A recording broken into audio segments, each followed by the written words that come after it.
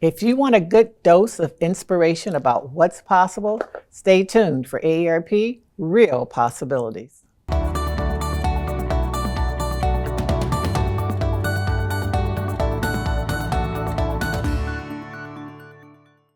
I am so honored, and I use that word literally, to be surrounded today with two beautiful women who have made history time and again. We have with us Justice Kyra Harris Bolden and also our Judge Shauna Dunnings-Chavis. Thank you for being with us today. You all are, I'm just in awe of you, both of you. And let's just start, for those who may have been under a rock somewhere and don't know who you are. They'll learn today. Oh, you'll learn today. So Justice Bolden, tell us a little bit about your exact title and exactly, you're the first African-American female or African-American female to be appointed to the Michigan Supreme Court. Yes, so I am Michigan Supreme Court Justice Kyra Harris Bolden. I was appointed by Governor Gretchen Whitmer, and I started my service on the Michigan Supreme Court on January 1st of 2023.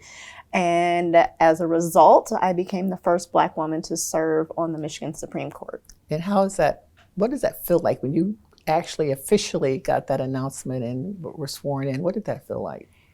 It was a beautiful day. We were able to participate in the inauguration festivities as a whole. So not only was I sworn in, but I had the opportunity to swear in the governor for her second term. So it was a wonderful day, and my husband and I can't remember, she was 3 or 4 month old daughter were there, my mother and grandmother. So it was a beautiful, beautiful day, and definitely felt a lot of pride and honor. And so much history that got you to this point. We'll talk a little bit about that in a moment.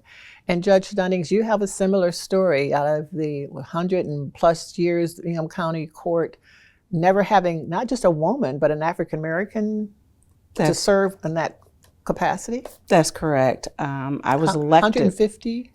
Yes, 1838 to 2018. There were no women or women of color that served in the Ingham County Probate Court. So I ran, and in November of 2018, I was elected to serve as the first woman and the first Black woman, Black person in general, for the Ingham County Probate Court. And Ingham County, of course. Just pause for a moment. Say that again. The first woman and the first Black person to serve in the Ingham County Probate Court. Since 1838. And I was elected November of 2018. I got goosebumps. Wow. And you ran unopposed. I was blessed. I ran unopposed. You're a bad girl. I was working in the courts, and I knew that Judge Economy was going to retire. And once I knew he was going to retire, I claimed that seat, literally. I put my name out there. I communicated with the attorneys, which would have been my opponents. I expressed my desire. I had been practicing for 30 years, or in the legal field for 30 years. I was in private practice for 10. And so when I knew Judge Economy was retiring, I claimed it.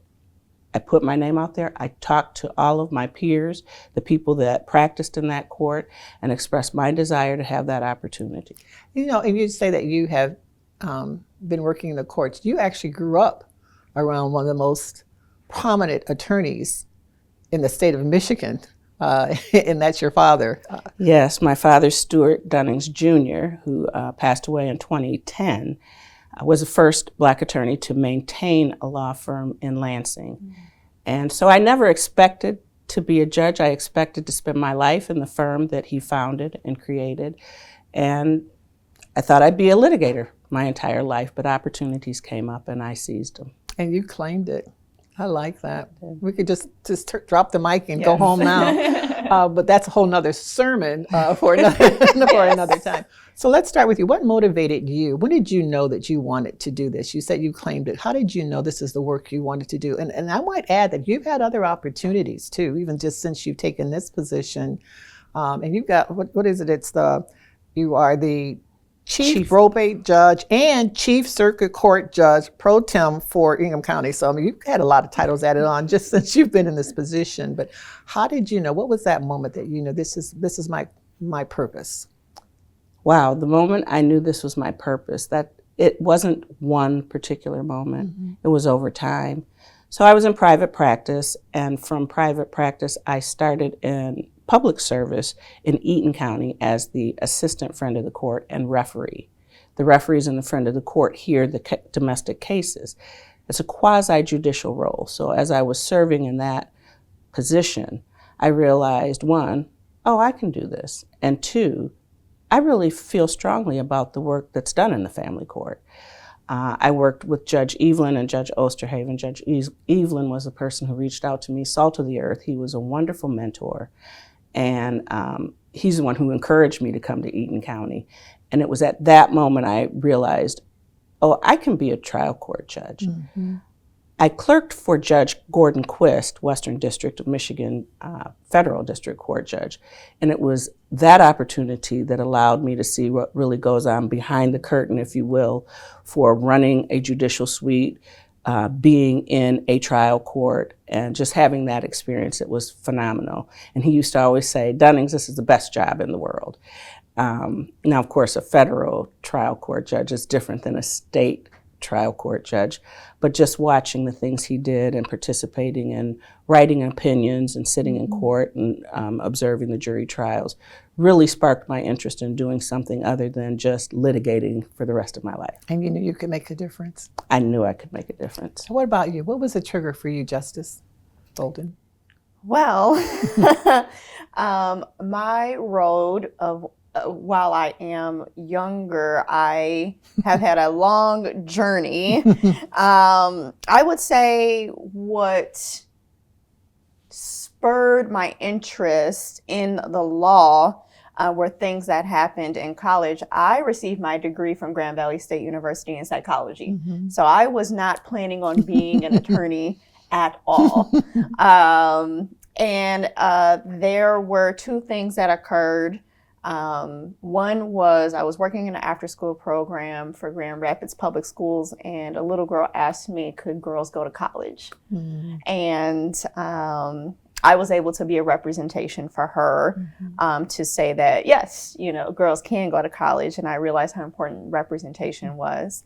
And my great-grandmother told me the story of my great-grandfather, Jesse Lee Bond, who was lynched in Tennessee in 1939 after asking a store owner for a receipt. And he was beaten and castrated, thrown into the local river, and the coroner deemed it an accidental drowning. And in hearing that story of my And that was 1939. 1939 in Arlington, Tennessee. But hearing this story from my great-grandmother, who I still had, again, I was an adult, and just understanding the importance of representation and the lack thereof in the justice system, it kind of changed the trajectory of my life and encouraged me to go into the legal system. And I became a law clerk in Wayne County Third Circuit Court. And then I was a civil litigation attorney before I ran for the legislature in 2018. Now, the story of the legislature going to the Supreme Court, that's a whole different story. But I will just say, sometimes people will see things in you that you don't see in yourself. And that was my journey to public office generally. I was asked to run for state representative, and then Congresswoman Brenda Lawrence asked me to run for Michigan Supreme Court. She was the first person in June of 2021. And so that planted the seed for my eventual race. The little girl that asked you, can girls go to college as well? Have you seen her or spoken to her since then? You know, I did not recognize, I recognized in that moment the importance of representation, but being in college, I did not understand how powerful of a moment it was generally, how powerful that probably was for her life as well as my life. That came later after much reflection. So I have not, or not that I know of, have seen the little girl, but I hope that she knows that she can go to college if she's not already a graduate by now. Well, it wasn't that long ago. It was, it was long enough ago that she could be in college. She could be in college. Okay, all right. We'll just leave that alone. All Yes. right. We'll move on. So what's your message for little girls and for women, even women who are older, who have given up their dream for their children or because they had to work or they didn't have the funds and yet they still have a lot of life in front of them. They had a dream to do more, be more, follow a passion. What would be your advice to them, either of you? Specifically with women who are looking at going into some profession as a second career, because I believe being a parent, a mother, a stay-at-home mother is the number one career. In fact, I told some parents this morning, the most important job you will ever have is being a parent to this child. And so once your children are at a place where you feel comfortable going out, if you're the parent that wants to stay home with them, your opportunities are limitless. I would have never expected to have the journey that I had in my profession ever. But as my children grew up, I explored more. I expanded what I would be willing to do. And so I would say you're never, ever too old, ever. And you're never too young. You can start early, you can start later, but explore your options because they're limitless. I remember Robert Lee Fitzke. He was the general counsel for the state senate, and he was 50 years old when he went back to law school. Yeah. And that always, like you said, some people would say or drop something in your life that you kind of hang on to and think, wow, he was 50 years old, ended up being the Senate general counsel for the state senate. So you're never too old. What would be your advice? Well, as a new mother and someone that has a 16-month-old or something? 18 months. 18, okay. Yes, 18-month-old, and someone that had a full-time job in the legislature and ran a statewide campaign while pregnant. I almost didn't run because I was pregnant. And I really sat back and I thought about what message I would be sending to my daughter if I did not go for my goals, if I put my life on hold because I was pregnant with her or because I have children. I don't think that would have been for me a good example for her. And so I chose to try to do it all. I'm still figuring it out. I can't say that I have it all figured out. And people say that there's a balance. I would like someone to tell me where there's the balance. It's juggling for me right now. It's always a juggling. When something's in the air, something else is falling, right? And so I would say, but you can't put your dreams on hold because your children are looking up to you. You have to be fulfilled as a person in order to be the best parent that you can be. And you're also their example of what they can do in their life. So that changed my mindset in a matter of a month or so. And decided that I had to move forward with my dreams. It's not the quantity, it's the quality of the time, right? It's the quality of time spent and there is no balance, it just blends together, right? It just blends together. You both have been in uncharted territory as women. Just talking to me and about 150,000 other people, what are the challenges that you faced as a female in your positions? I mean, I know things have changed, but not that much sometimes. So what kind of challenges have you seen or faced in your position being that you don't think men have faced? And you mentioned just one in terms of whether we like it or not, there are a lot of husbands now, fathers who stay home, but still the majority it falls on women, the majority of the responsibility. So what are some of the challenges? Yeah, I think that the legal system, at least in Michigan, I can't speak to other states, the system as well as our profession is not necessarily built for family, right? When you're in litigation, and especially if you have billable hours you have to meet, and then you are a new parent, there can be some decisions that you have to make, right? And so I'm fortunate to be in the position that I'm in, sitting on the highest court. I get a little bit more grace and leeway, but I do feel from where I sit, I can tell that there are Definitely some tweaks we need to make it easier for judges, even when we're talking about attorneys, but even for judges. People are waiting longer to have children, and so when people are at the peak of their career, they're also starting families, and so we have to make sure that we are transitioning and making accommodations for those changes in our society. And were you well received?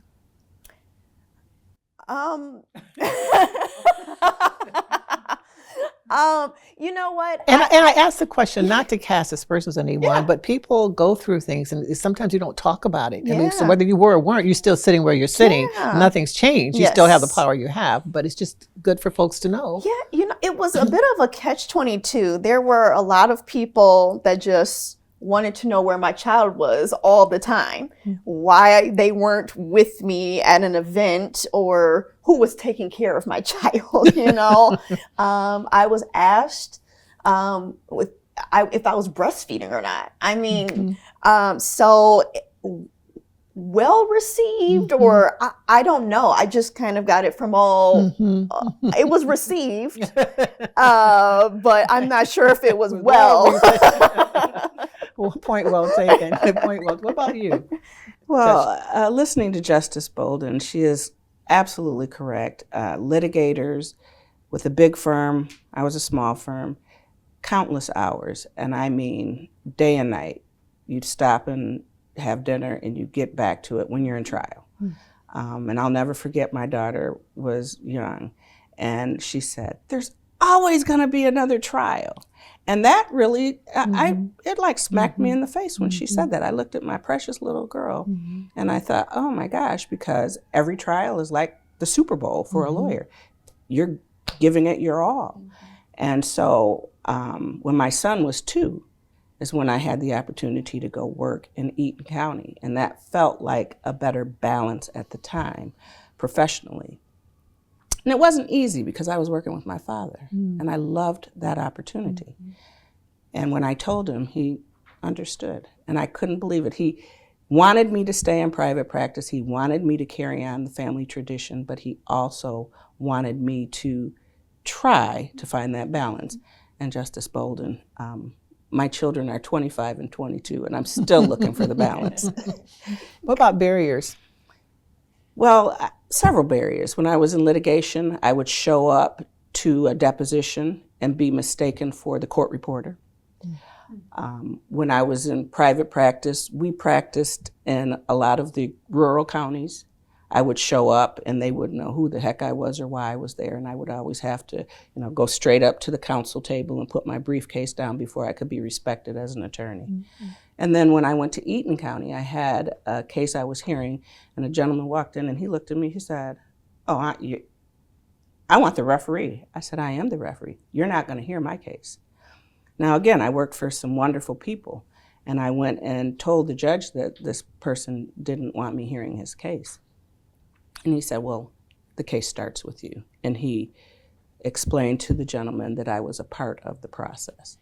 So there have been experiences, but fortunately, I had people that I was surrounded with that were supportive of what I was doing. It's powerful. It's always somebody that is standing in the wings, seems like, to kind of lift you up. You don't always have to fight your own battles. And your reputation, both of you, speaks for itself. Otherwise, you wouldn't be where you are. When you look at the future and you think about women in public service, women, presidents, women governors, women secretaries of state, what do you see when you look at our future, whether it's women of color or just women in general? What do you see? Do you see it being more optimistic? Are you optimistic? Are you less optimistic? You both have opened doors that were never opened before. You've broken that glass ceiling. Will that continue for other women, do you think? That is if you mess up, it won't. No, I certainly hope so, and I think that's a large reason for me to have even been interested in the first place. It's because I think that type of representation is needed because it's really hard to be what you cannot see, right? It's hard to go your entire life if you don't see an attorney that looks like you to want to achieve that. And so I think our representation is just so important and impactful that I hope that there are little boys and girls or people that maybe just want to go back to law school and they think, you know, I can do it because I can see it for myself. You can see what the labor will produce if you just stick to it. So, what do you think? I agree 100%, and I do believe that we will continue to have women in leadership roles, and we will occupy the White House. I hope in my lifetime. I know my father waited for his lifetime to see a person of color, and he was able to see it. So I hope I live long enough to be able to witness that, but I'm sure it will happen because everybody will realize that your gender doesn't limit you, your race, ethnicity, or background don't limit you. The only thing that really limits you is who's supporting you and what you limit, your own personal limitations. What's in your mind? What's in your mind. And, you know, and I would just challenge you, and we've got like 10 seconds or 20 seconds left, but I would just challenge you that it's not so much that you can't be what you can't see, because you never saw both of your positions. I said it's hard to be. It's hard to be, but yes. But you have, that's why what you're doing now takes it to a whole different level now. All right, the next level could be president of the United States or president of something, but we've got to keep on moving. 10 seconds advice, 10 seconds of advice, quickly. My advice, it's a quote, minds are like parachutes. They only function when open. Keep your mind open, keep your options open, and don't ever stop aspiring to do other things. Great. Other things. 10 seconds. Along those same lines, a phrase I like to say is lift as you climb. And so success for me means that opening the doors and lifting up other people. I love it. Well, thank you for lifting up our audience today and for being with us. We're so proud of both of you. Thank you. Take care. Thank you.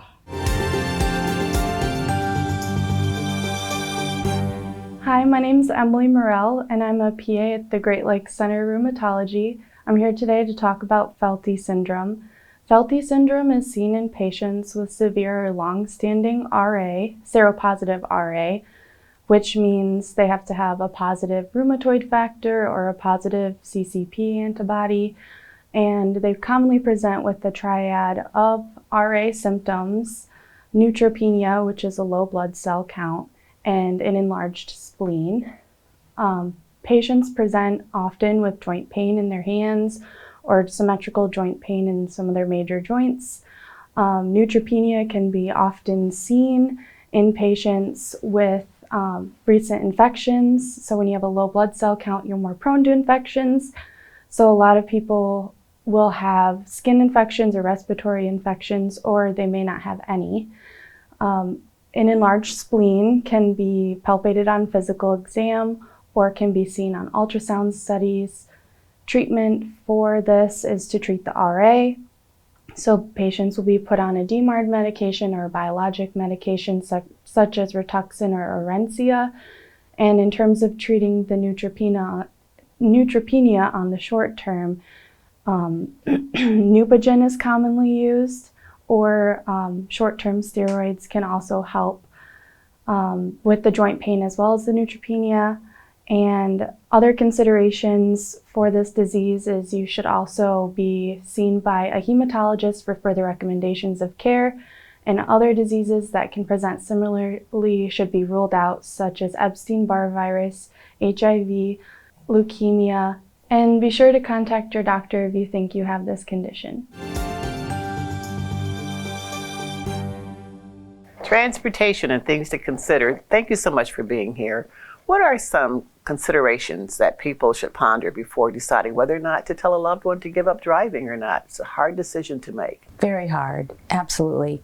Well, as people age, they often experience diminishing vision and hearing, and also cognition and physical ability. And those are good prompts for whether or not you should give up driving and consider other modes of transportation. It's hard to recognize those sometimes. I mean, so what are some of the signs that what do you actually see? Someone being impaired and not able to drive? Sure. Not being able to see ahead and react appropriately to other stimulus that is outside of their control. That's one of the biggest triggers, I think, or marks of diminishing ability for driving. And sometimes it's probably a good idea to have them look at other modes of transportation before they get to that point, so they're comfortable with those. Is that correct? Sure, absolutely.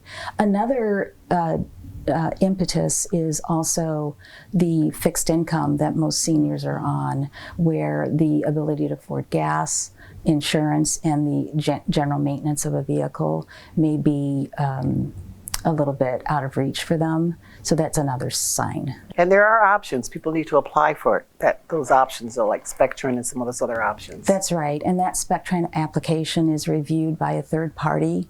It is Disability Network Capital Area, and the application can be found at cata.org/Spectran. Okay, thank you so much for that. I appreciate you being here today. Thank you. Hi, Chris.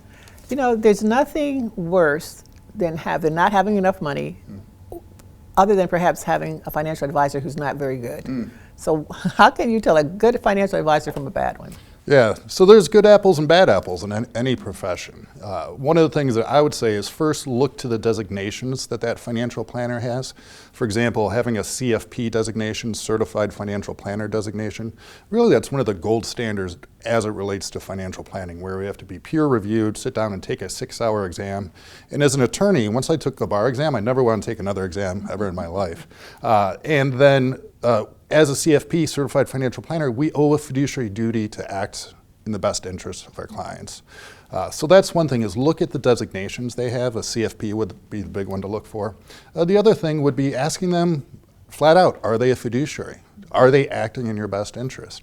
Or are they just working by a suitability standard? And people who just work by a suitability standard, they can sell you products, sell you insurance, and get a commission. And what they're selling you might not be the best for you. It's suitable for you, but it's like buying a suit that doesn't fit, right? It might be in their best interest to sell you this product versus that. But as a certified financial planner and a fiduciary and as an attorney, I always have to act in my best interest, in the best interest of the clients. And so if you're looking for a financial advisor, make sure they're a fiduciary. And so you just ask that question directly Right. of them. Just say, are you a fiduciary? Are you serving in my best interest? Did you receive a commission, or are you on a flat rate? Because they all have to get paid somehow. Right. So they get paid from the person or the marketplace, or they get paid from? Yeah, so there's different ways that financial planners can get paid. They can be paid a flat fee, where you just write a check. They can be paid based off of assets under management. And that's typically how most fiduciaries operate, or they can receive kickbacks or commissions from insurance companies. And so a great question is just asking, how do you get paid? Just speak up and ask. Thanks, Chris. There's no such thing as one career. If you can imagine it, if you can believe it and dream it, you can be it. There's some good information shared today. Be sure to share it with others. Thanks for watching Real Possibilities.